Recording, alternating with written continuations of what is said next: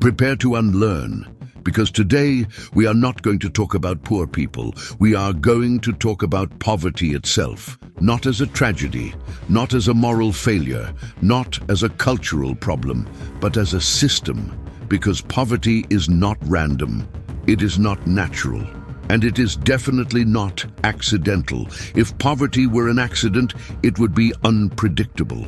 It would appear randomly. It would disappear with time. But that's not what we see. What we see is something far more disturbing. The same countries remain poor for decades. The same regions stay underdeveloped. The same social groups struggle generation after generation. Meanwhile, wealth concentrates, power accumulates, and inequality becomes permanent. This is not chaos. This is structure. And the first lie we need to unlearn is this: poverty exists because people or countries fail to work hard enough, fail to govern properly, fail to modernize, fail to adopt the right culture. This explanation is comforting because it puts the blame somewhere far away, on individuals, on traditions, on corruption, on bad choices, anything except the system itself. So today, we are going to dismantle this idea step by step, not to make you feel guilty, but to make you understand. Because once you understand how poverty is produced, you can no longer pretend it's accidental. Lie number one: poor countries are poor because they are unproductive. This is one of the most repeated myths in economics and politics. The idea that poor countries simply don't produce enough value, that they are inefficient, backward, uncompetitive. But here's the uncomfortable truth. Many poor countries produce enormous amounts of value. They export raw materials, agricultural goods, energy, labor. What they don't control is how that value is distributed. Take a look at the global supply chain. Raw materials are extracted in poor countries. Manufacturing is done with cheap labor. Environmental costs stay local. Then the final products are sold in rich countries with massive profit margins. Who captures the value? Not the country that produced the resource, not the workers who extracted it, but the corporations that control the chain. Poverty, in this case, is not lack of production, it's lack of power. Lie number two: if they followed the right economic model, they would be rich. This one sounds very technical, very reasonable, very neutral, but it hides a massive contradiction, because the countries that are rich today did not follow the rules they now promote. They protected their industries, they subsidized production, they restricted trade, they exploited colonies. Only after becoming strong did they start preaching free markets. Poor countries are often told, "Open your markets." Reduce the state, cut social spending, attract foreign investment, and when they do, something strange happens. Profits leave the country, debt increases, dependency deepens, the economy grows on paper, while the population remains poor, because growth is not the same as development, and development is not allowed to happen freely. Lie. 3. Poverty is a result of bad governance. Yes, corruption exists. Yes, mismanagement exists. But corruption does not explain global patterns. If bad governance were the real cause, poverty would be evenly distributed across history. It's not. The same countries remain rich. The same countries remain poor. What changes is not the structure, only the excuses. And here's the key point. Corruption is often a symptom, not the cause. A system that extracts value creates incentives for corruption. A system that concentrates power creates fragile institutions. Blaming governance alone is like blaming the smoke instead of the fire. Lie number 4: aid will solve poverty. This one is especially dangerous because it sounds compassionate. Aid feels moral, it feels generous, it feels human. But aid rarely challenges the structures that create poverty. In many cases, it reinforces them. Aid keeps countries dependent. It creates political leverage. It stabilizes inequality instead of eliminating it. And most importantly, aid treats poverty as a humanitarian problem, not as an economic design. It helps people survive without questioning why they are trapped there in the first place. Lie number 5. Globalization benefits everyone equally. Globalization is often presented as inevitable, as neutral, as a rising tide that lifts all boats. But some boats are yachts, others are leaking rafts. Globalization created winners and losers by design. Capital moves freely. Labor does not. Money crosses borders in milliseconds. People risk their lives to cross them. This imbalance is not accidental. It keeps wages low. It keeps profits high. It keeps inequality stable. Poverty, in this sense, is not a failure of globalization. It is one of its features.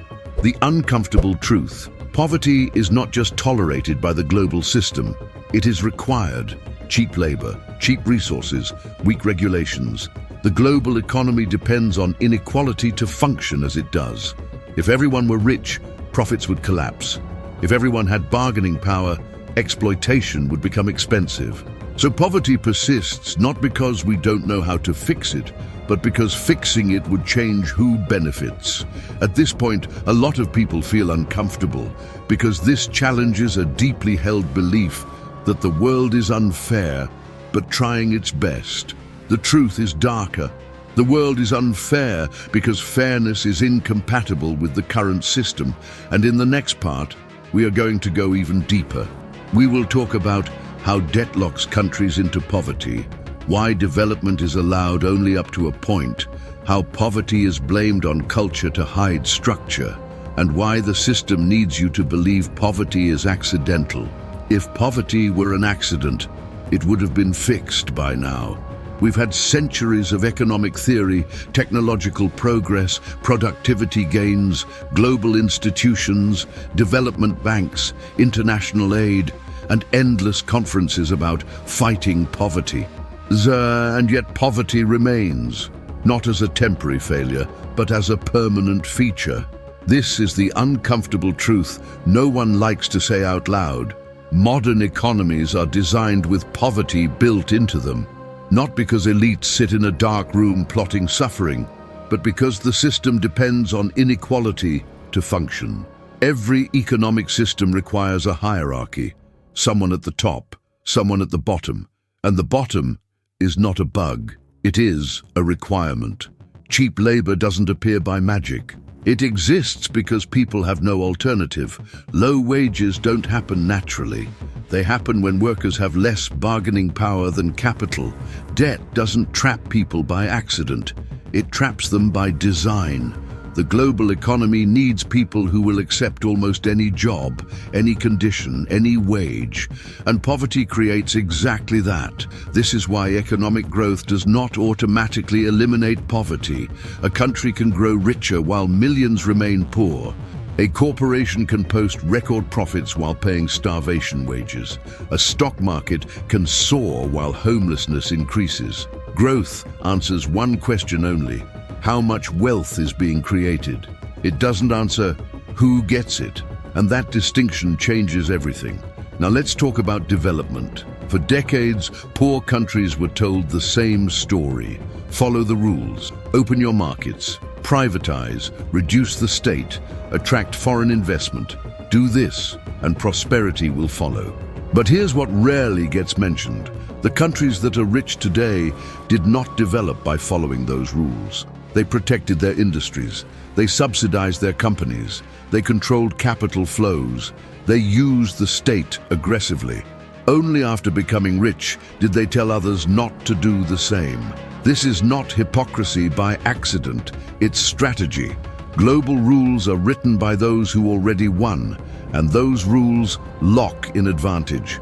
Poor countries are not failing to develop. They are being integrated into the global economy in subordinate roles. They export raw materials. They import finished products.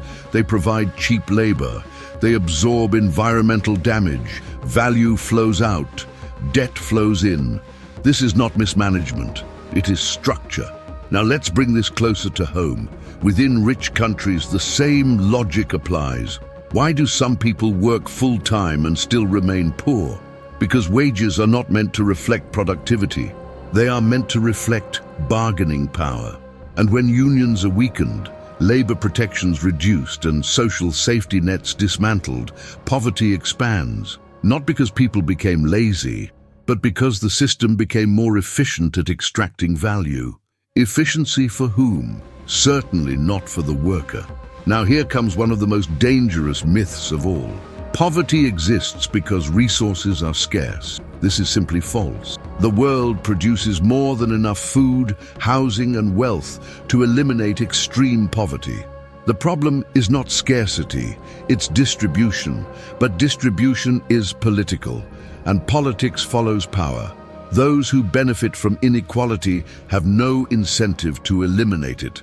So poverty is explained away as inevitable, natural, unfortunate, anything but structural. Now let's talk about blame. Whenever poverty becomes too visible, the system changes the narrative. It stops talking about economics and starts talking about behavior. Poor people are irresponsible. They don't manage money well. They make bad choices. This narrative is extremely useful because it shifts attention away from wages, prices, housing markets, and labor laws and focuses it on personal morality. If poverty is a moral failure, then the system is innocent. And if the system is innocent, nothing fundamental needs to change. This is why poverty is always individualized. You see poor people, you don't see poor structures. And finally, let's address the most uncomfortable point. Poverty disciplines society. It sends a message: work harder, don't complain, accept the conditions. Or this could be you. Fear is a powerful economic tool. A society without poverty would be a society where workers negotiate from strength, and that is exactly what the system wants to avoid. So no, poverty is not an accident. It is the predictable outcome of how power, labor, and capital are organized. Understanding this does not mean rejecting responsibility. It means placing responsibility where it belongs, not on individuals alone, but on systems that produce the same outcomes over and over again. And once you see that, you stop asking why people are poor. You start asking why poverty is allowed to exist at all. That question changes everything. Closing. Final thought. If poverty were truly a mistake, it would embarrass the system. Instead, it stabilizes it, which should tell you everything you need to know. If this video made you uncomfortable, good. Discomfort is the beginning of understanding. If it challenged what you were taught, even better. And if you know someone who still believes poverty is just about effort, share this video. Not to shame, but to provoke thought. Subscribe to the channel. Here we don't explain the world to make it easier to accept. We explain it so you can see how it actually works. Prepare to unlearn.